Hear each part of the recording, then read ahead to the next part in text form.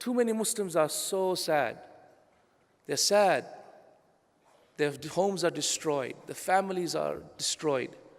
Can't you make a Muslim happy? Can't you make it your jihad in your life? Every day I'm going to make one Muslim happy. One Muslim I'm going to make happy every day. Yes, you can. Yes, you can. And you must do so. You must, every single day that you wish to enter Jannah, be of those people who make one Muslim happy. In fact, once it was reported that Rasulullah ﷺ said, "Who visited a sick today?" Abu Bakr said, "I did, Ya Rasulullah." And he said, who took a procession to the grave today, meaning followed the janazah today? I did, Ya Rasulullah. He said, who fed a miskin today? I did, Ya Rasulullah. And he said, who fasted today? He said, I did, Ya Rasulullah. All of the Sahaba else keeping quiet. Some of them saying I to some of them, but not to all of them except Abu Bakr. And then the Prophet said, whoever does all of this will enter Jannah. Will enter Jannah. Allahu Akbar. So Ikhwani, the first way, the seventh way, let's start off low and then go high. The seventh way that you can enter Jannah is make a Muslim happy. My brothers and sisters in Islam, this is our brotherhood. Our brothers and sisters in Syria, our brothers and sisters in Burma, our brothers and sisters in Palestine, our brothers and sisters worldwide. Find someone and make them happy. I remember when I wasn't very practicing at all, I used to sponsor an orphan from Bosnia. And subhanAllah, I found so much khair in my life from just that one sponsorship of one orphan. Perhaps the good that Allah has guided me to is because of the good that I did at that time. Ya Ikhwani, make a Muslim happy. Find a Muslim brother that's sad or a sister that's sad. And there's so many sisters that are sad, so many brothers that are sad around us. Find them and make them happy. In the authentic hadith of Rasulullah ﷺ, he said, shall I tell you that which is more beloved to me than praying all night and fasting all day in my masjid for 1 month? Yes, Ya Rasulullah, tell us. He said that I should go with my Muslim brother and fulfill a need that he has. That is more beloved to Rasulullah ﷺ than fasting all day, praying all night in the masjid of Rasulullah ﷺ. Do you know how much is one day's prayer in the masjid of Rasulullah ﷺ equal to? Sheikh Iyad, I remember when he was here, Sheikh Iyad, the mu'adhin of the haram, I remember when I visited him and I was saying, MashaAllah, ya Sheikh, what a barakah Allah has given you, has made you the mu'adhin of the haram. Ya salam, you know, how I wish I was a mu'adhin of the haram. And he was like, yeah, subhanAllah, it's the fadl of Allah upon me. And he was saying, do you know what the greatest blessing of being a mu'adhin is? He said, no. His greatest blessing of being a mu'adhin of the Prophet's masjid is that I get to pray in the masjid. And I'm the first to enter the masjid. And the earliest to enter the masjid. And on top of that, he said, I calculated the reward of praying 1 day in the Prophet's masjid. 1 day, which is 5 daily prayers. 1 day in the Prophet's masjid. And he said it's equal to 3 years of salah in any other masjid in anywhere else. Why? Because it's 5 times 1,000. On top of that, I remember speaking to my sheikh, and my sheikh said that there's a hadith of Rasulullah ﷺ in Sahih al-Jami of Shaykh al-Albani rahimahullah, was hadith number 5723. The hadith states, من جاء إلى مسجد هذا ويأتي للخير يتعلمه ويعلمه فهو في منزلة المجاهد في سبيل الله. Whoever comes to my masjid in order to teach something good or learn something good, then he is in the level of the mujahid in the path of Allah. And I asked my sheikh, what's the reward of a mujahid? He said 1 million prayers. According to the fuqaha, 1 million prayers, 1 salah whilst you're in jihad. That means if you come to the masjid of Rasulullah ﷺ with the intention of not only salah, but to gain some Islamic knowledge or teach some Islamic knowledge, then you have the reward of 1 million times 5 million. And if you divide that, you find 230 years of salah, 1 day's prayer. Now, 1 month's ibadah in the masjid of Rasulullah ﷺ is better than all of that if you help a Muslim brother.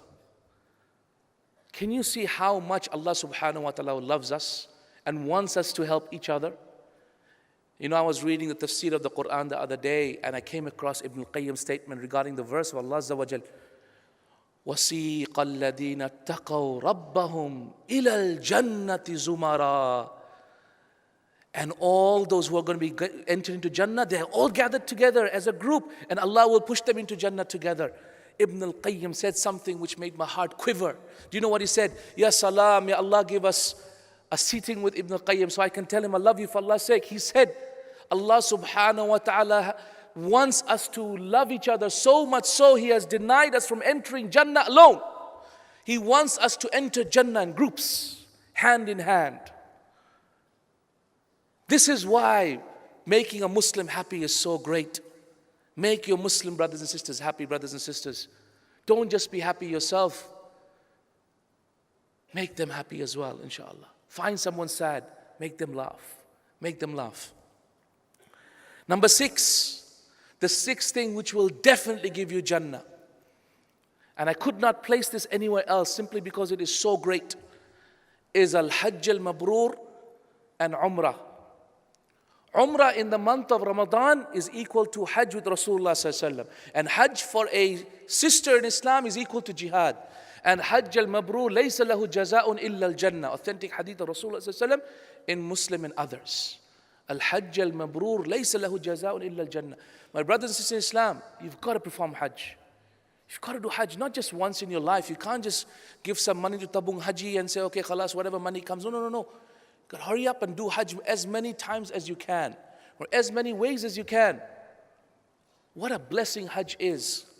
Visiting Allah subhanahu wa ta'ala, being in all of those places of Arafat and Mina and Muzdalifah.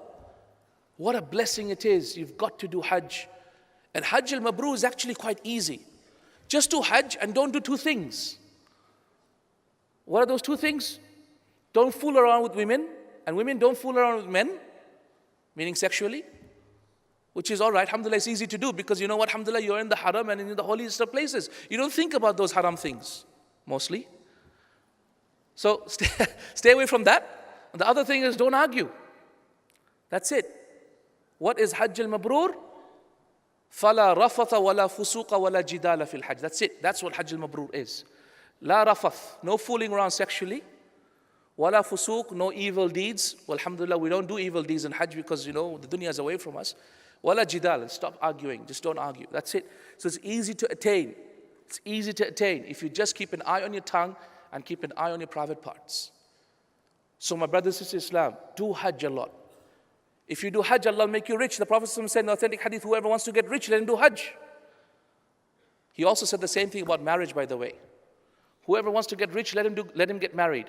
Very different concepts of getting rich in Islam, isn't it, compared to the West.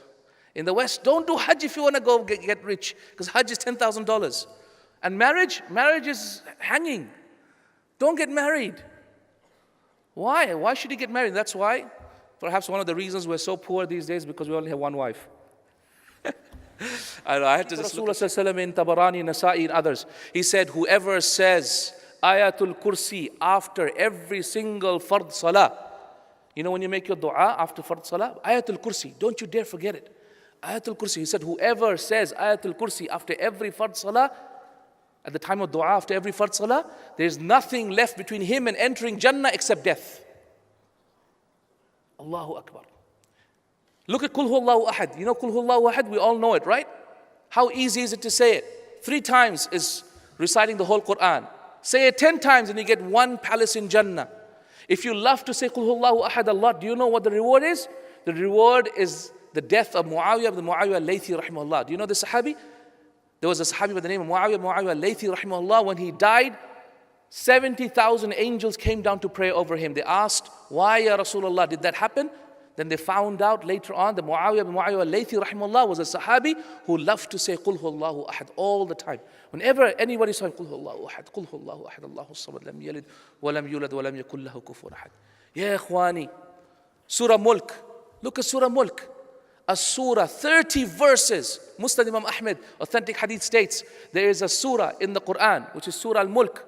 So it's hadith reported in Musnad Imam Ahmed and also Abu Dawud. 30 verses. Surah Mulk, whoever recites it, the surah will argue with Allah subhanahu wa ta'ala under the throne of Allah to forgive you until you're forgiven. Is there no one here who is capable of reciting Surah Mulk? Ibn Abbas radiallahu ta'ala anhu used to say, teach your women and teach your children Surah Mulk and save them from Jahannam. When did he used to say this? He used to say this when he used to recite the verse, Ku anfusakum wa ahlikum nara. Ku anfusakum wa ahlikum nara. And then Ibn Abbas used to say, how can you save your children from the fire? Teach them Surah Mulk. Teach them Surah Mulk. And number 2, وَتُجَاهِدُونَ فِي سَبِيلِهِ بِأَمْوَالِكُمْ وَأَنفُسِكُمْ. And that you should struggle and strive in the path of Allah with your wealth and your blood and your sweat and tears. Are you struggling in the path of Allah with your blood and sweat and tears? Or are you spending your time trying to earn money for this dunya? Your 9 to 5 time, if you're spending working for this dunya, then this is not good enough, brothers and sisters. You are smart people. You must get out of the rat race. Because even if you win the rat race, you're still a rat. You have to get out of the rat race, brothers and sisters in Islam. Find a way out. Find an escape. Be happy with less. Be happy with less. And give your time for the akhirah.